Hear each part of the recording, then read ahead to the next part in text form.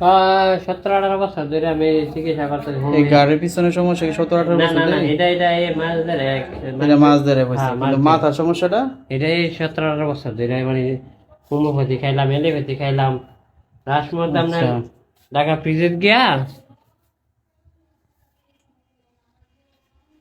এই পায়েরটা দেখে।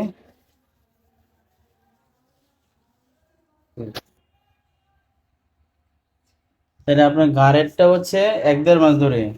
এটা এক দেড় মাস ধরে দেখা যায়। ওনার বয়স হচ্ছে 60 বছর। এই পেশেন্ট আমি নিয়ে লাস্ট একটা ভিডিও ফেসবুকে আমি দিছিলাম। ওনার গাড়ের মধ্যে অনেক দাউদের সমস্যা ছিল, পাশাপাশি ওনার সুরিয়াসিসের সমস্যা ছিল লম্বা সময় ধরে। ওনার মাথার মধ্যেও সুরিয়াসিসের সমস্যা ছিল।